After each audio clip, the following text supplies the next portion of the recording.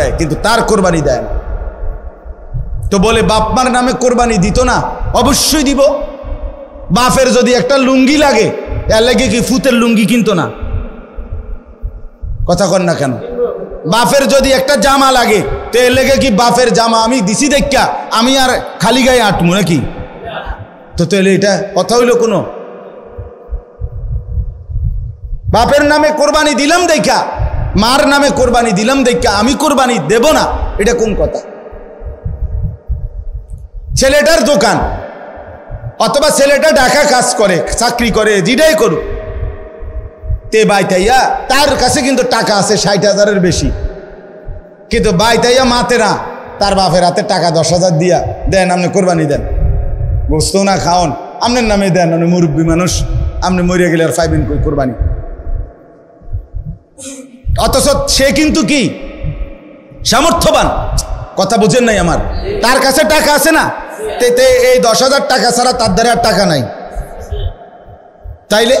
তাহলে এই ছেলের উপরে তো কোরবানি ওয়াজিব। অথচ সে তার বাবার নামে কোরবানি দিল, বাবার সাথে শরিক দিয়া টাকা জমা দিয়া 10,000 টাকা বাফারে বুঝাই দিয়া শেষ। সে মনে মনে ভাবতেছে আমি তো কোরবানি দিছি, এই যে আব্বারে দিছি 10,000, তুই বেটা আব্বারে না 10,000 দিস, কোরবানি দিস কই? কোরবানি উপলক্ষে না 10,000 টাকা বাফেরে দিছ, তো তুমি তো সারা বছরই টাকা দাও, তো এখনো দিছো, এটা অসুবিধা কি? বাপমার খেদমত তুমি করবা না? বাপমারে তুমি দিবা না? বলেন কি পরিমাণ ছেলে যাদের কাছে টাকা আছে অথচ তারা কোরবানি দেয় না। বাইটাইয়ে নতুন জামা পিন্দা ঈদগাহে মুসল্লা লইয়া নামাজ পড়তে যায়, কিনতে যাও বেউকুফ, তুই হুতাতে না থাকবি, তুই গোস্ত আনলে গোস্ত খাইবি। আরে বেটা তোরে বেটা ঈদগাহ যাইতে কইছে কে বেটা? এত সকাল ঘুমে তুরছু কিত্তা তুমি? গোস্ত রান্ধা হইলে না উঠবা, তোমার তো উড়াইবেই তোমার আম্মা। এই জন্য এটা শরীয়তের বিধান। অনেক ছেলে আছে বালেগের উপরেই কোরবানি ওয়াজিব। অনেক ছেলে আছে ঢাকা, চিটাগাং শহরে, বন্দরে চাকরি করে, ব্যবসা করে, তাদের কাছে টাকা আছে, হেতে অনুমনে করে আমি ফুলাই ন। তুমি অবিবাহিত মনে করো, অবিবাহিত হইলেও কোরবানি যার উপরে ওয়াজিব হয় তাকে কোরবানি দিতে হবে না? না বউ থাকা শর্ত? কথা কয় না, হয়তো তো এটা বুঝেই না, হয়তো মায়ের বার্তাই দেয় না এটারে, হয়তো এটা কিছুই মনে যায় না। তাহলে এখানে বিবাহিত অবিবাহিত না, তো বালেগ হলেই শরীয়ত সম্মত টাকা, শরীয়ত নির্ধারিত যার কাছে আছে তাকে কোরবানি দিতে হবে। তাহলে অসংখ্য মহিলাদের উপরে কোরবানি ওয়াজিব হয়, অসংখ্য ছেলের উপরে। ছেলেটাই অল্প বয়সী 18 বছর 20 বছরের ছেলেরে বিদেশ পাঠাই দিছে, ফোলা বিদেশ থেকে টাকা পাঠায়, বছরের পর বছর বাপমার নামে কোরবানি হয়, অথচ তার কাছে আরো টাকা আছে। তাহলে ওই টাকাগুলোর কারণে তো তার উপরে কোরবানি ওয়াজিব। এই জন্য দয়া করে বাপ, আরো অনেক মাসালা আছে, আমি শুধু বুঝায় বলবো। ও 2 ভাই চাকরি করে অথবা 2 ভাই ব্যবসা করে, দোনো ভাইয়ের আলাদা 2টা দোয়ান, কিন্তু সংসারে একসাথে এমন আছে না? মানে ভিন্ন হয়েছে না আর কি, দোনো ভাই, বাপ মাও আছে করে, তো বাপ মার লগে একসাথে খায়। তো কাজে যেহেতু তারা এখনো সংসার ভিন্ন হয় নাই, যাদের ঘরে বউ লইয়া যার যে আলাদা থাকে যদিও, কিন্তু রান্দাবাড়ি এক লগে একসাথে খায় দেয়, তো দোনো ভাইয়েই কামাই রোজগারি করে, দোনো ভাইয়েরই কি আছে, ইনকাম আছে, দোনো ভাই মিল্লাট, এবারটা 15,000 এবারটা 15,000 মিলাইয়া 30,000 টাকা আব্বার হাতে দিয়েছে, কোরবানি দেন আপনি। কারণ আমরা তো একসাথে খাই, গোস্ত তো রাইলে আমরা একসাথে খাও, আমরা কি আর এনে আলাদা খামুনি? তো গোস্তই তো খাওয়া, তো এটা তো আমরা একসাথে আসি, বুঝেন নাই কথাটা? তো এবারে এই 30,000 টাকা দিয়ে কার নামে কোরবানি দিল? বাপের নামে। তো তোমরা যে দুজন সামর্থ্যবান, তোমাদের কোরবানি কই হলো? আমি আর আপনি কোনো দিন শেষ হবে না, কবরে যেতে হবে, হাসরে যেতে হবে, মিজানের সামনে দাঁড়াইতে হবে, ফুলসেরাত পার হইতে হবে, কাজে ক্যাসেট থাকবে না, ফিতা থাকবে না, মোবাইল থাকবে না, আমি থাইকা যাব। আমাকে হিসাব দিতেই হবে, আমাকে হিসাব দিতেই হবে। এই জন্য বন্ধুরা মনে রাখতে হবে, সমবয়সী বন্ধু তোমার এই আড্ডার সঙ্গী কবরের সঙ্গী না। আখিরাতের সঙ্গী। যে কিছুক্ষণ টাকা পয়সা মোবাইল অথবা শরীরের ফুর্তি করার সামর্থ্য আছে ওটুকুরই সঙ্গী, ফুরায় গেলে আর নাই। কোরবানির কথাটা এবার বলি একটু, এরপরে তরজমা বলুন। কোরবানির বিষয়ে দেখেন, শুধু একটা উদাহরণ শুনেন। কোন মুসলমান কোরবানির 3 দিন অর্থাৎ 10ই জিলহজ কোরবানি হয়, যেদিন আমরা কোরবানি করি এটারই কয় 10ই জিলহজ। তো কোরবানির দিন এবং তার পরের 2 দিন, হুজুরের মোবাইলটা সাউন্ড করে দেন তো, সাউন্ড করে দেন।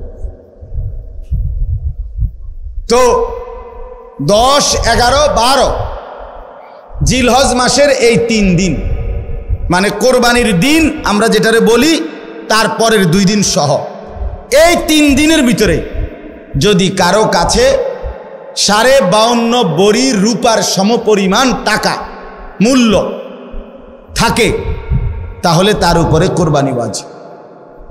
52.5 বড়ি রূপার দাম সর্বোচ্চ যদি 1000 টাকা করে হয় বড়ি, রূপার বড়ি কম, স্বর্ণের বড়ি বেশি। রূপার বড়ি 1000, 1200, 1300, কখনো কখনো 2700 টাকাও হয়। তাইলে যদি 1000 করে গড়ে হয় তাহলে 52,500, 52,500 কিনা এই ঈদের দিন, কোরবানির ঈদের দিন এবং তারপরের 2 দিনের মধ্যে যে কোনো টাইমে কারো কাছে যদি নিজের ঘরের এই মৌলিক প্রয়োজন, ওই যেটা আমি বললাম হাওয়ায় যে আসলি বউ বাচ্চার বাজার ওষুধপত্র সহ আমরা মৌলিক খরচ যেটা মোটা দাগের, এই মৌলিক খরচ যা তার অতিরিক্ত যদি ওই পরিমাণ টাকা সম্পদ কারো কাছে থাকে তার উপরে কোরবানি ওয়াজিব। আল্লাহ রাসূল সাল্লাল্লাহু আলাইহি ওয়াসাল্লাম বলেন, যার উপরে কোরবানি ওয়াজিব হলো অথচ কোরবানি সে করলো না, রাসূলুল্লাহ সাল্লাল্লাহু আলাইহি ওয়াসাল্লাম স্পষ্ট বলছেন, ফালা ইয়াকরাবান্না মুসাল্লানা, সে যেন ঈদগাহে না আসে, সে যেন আমাদের নামাজে না আসে। এই অপদার্থ তুই ঈদের নামাজ পড়তে আসবি না। রাসূলুল্লাহ সাল্লাল্লাহু আলাইহি ওয়াসাল্লাম স্পষ্ট নিষেধ করছে, নাফরমান তুই আসবি না, তুই উত্তালা, তুই ঘরে থাক।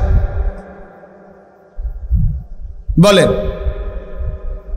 তাইলে জিলহজ মাসের এই 3 দিন, কোরবানির 3 দিন, মনে করেন আপনি গতকালকেও আপনার কাছে টাকা ছিল না, কিন্তু আজকে কোরবানির দিন বা তারপর দিন সকালবেলা আপনি একজনের থেকে 70,000 টাকা পাইতেন, এবার আজকে দিছে টাকাটা, বাইতাইছে ঈদের উপলক্ষে এই টাকাটা আজকে দিছে।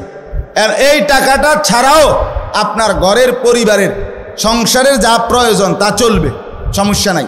এই টাকাটা তো আমি ধরছি না হিসাব, এই আজকেই টাকাটা পাইছেন, আজকে তো আগামী এই 3 দিনের সন্ধ্যার আগে আগে আপনার জন্য কোরবানি ওয়াজিব।